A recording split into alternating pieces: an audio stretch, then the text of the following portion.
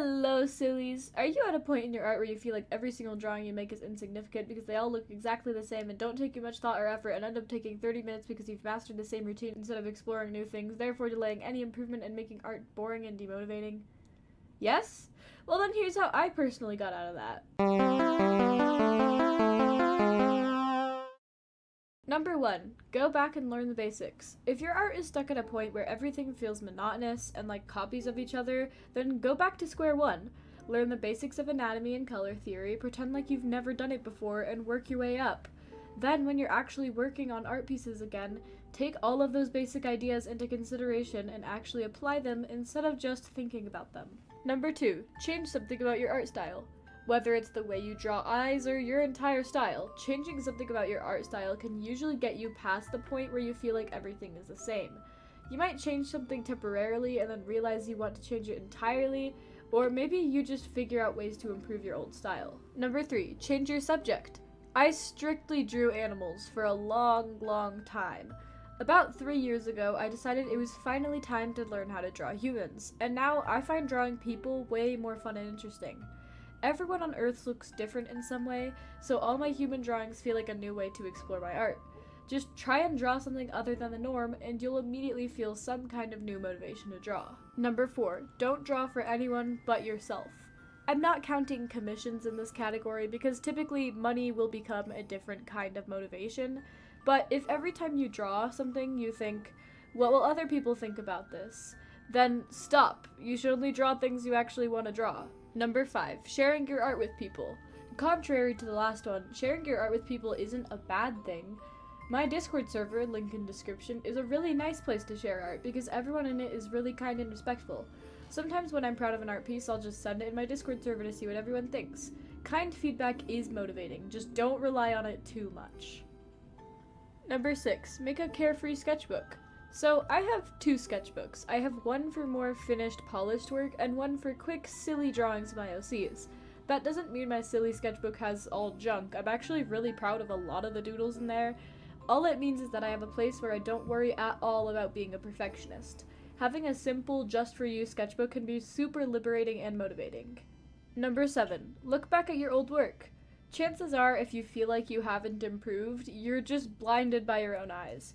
Go find some older art pieces, maybe redraw a few, and you'll realize that you have improved a ton. And number 8, ArtWad. One great way to improve your art is by taking lessons from today's sponsor, which is ArtWad. So I've been trying out 2 courses on ArtWad. One for drawing architecture because that's something I'm not very good at, and one for basic character drawing. I'll keep you guys updated on my progress through the next few videos, but I'm really enjoying it. ArtWad is essentially art tutorials in a fun, interactive, gamified way. You follow either video or read instructions depending on the course, and you could choose how much you want to practice each week. There's a built-in drawing feature which makes practicing super easy. It's very fun to play around with and has some easy and helpful exercises that I haven't encountered before. I genuinely recommend ArtWad to anyone looking for a fun, motivating way to practice art. I'm also thinking about taking up the character design one because that's a big passion of mine and their course seems pretty good, so I'll keep you guys updated on that. If you want to check out ArtWad, check out the link in my description and pinned comment for 30% off on premium plans. Thank you so much to ArtWad for sponsoring the video, now let's continue on. Now that those main 8 tips are done, I want to just elaborate a little more on how you can make art fun again. And the biggest, by far the biggest thing is that you are a perfectionist. Admit it to yourself. You care way too much about what you're drawing. And you need to stop, because art is a form of expression. It's not supposed to be perfect. Nothing is supposed to be perfect, as cheesy as it sounds. If you care so much about every little detail that you draw, you're never gonna get anything done. You need to step back and just look at the big picture. What are you drawing in a whole? What is the basic shapes of the face? Don't focus on every little detail first thing. Just get the basic things out, and then maybe you can go back afterwards to add details, but don't start with the details, because that's how you become a perfectionist. I think it's already pretty apparent that the first half of this video is scripted and this half is not, but I don't really care. I prefer doing non-scripted stuff because it feels more real, it feels more motivating, and I feel like I won't be as annoyed editing it later. Uh, so, yeah, I'm sorry, I just wanted to say that real quick. Anyways, I was at a point in my art journey for a long time where it felt like every single thing I drew looked exactly the same.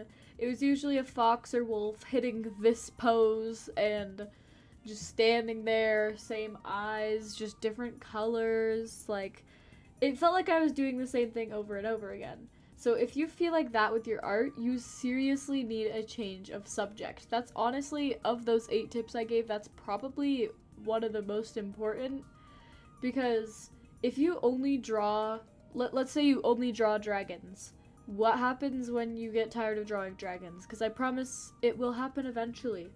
Even if it takes a while, it'll happen eventually. I exclusively drew animals. Like, I could not draw a human. There were times where I tried and I was like, that's just not as fun. And eventually I really started trying. I started taking it seriously, trying to draw a human, and I realized that it's way more fulfilling to me. And that's not to say you can't draw animals. I'm saying, like, if you only draw one thing, try and draw something else, and you'll find way more motivation from it. On the subject of subjects, you want to have something to draw, right? So maybe you could draw actual people, maybe you could draw fan art for something. But in my personal experience, I highly recommend making some original characters.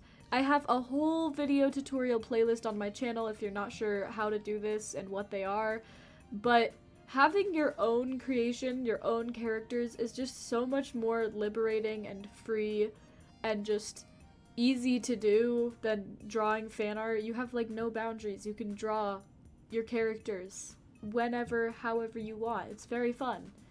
So if you focus your art onto a project, like maybe a webcomic or a graphic novel or an animated series, even if you're willing to take up that, if you focus your drawing on that, you're gonna feel way more motivated because you're being ambitious, you're taking risks, you're actually contributing your art towards something. And of course, now I have to say, thank you for supporting me financially! To Random Epic Cake and Ali GHT for being Ko-Fi members of the Silliest Cat tier. Once again, you guys are amazing. Thank you so much for your support. And Eunk, sorry if I pronounced it wrong, and Ozerdoodle for boosting my Discord server. If you want to receive a shout out in the video, donate to my Ko-Fi, become a member of my Ko-Fi, leave a super thanks in the comments, or boost my Discord server. And quick merch update, it is coming super soon. Soon. It is coming super soon. That's all. Bye, guys!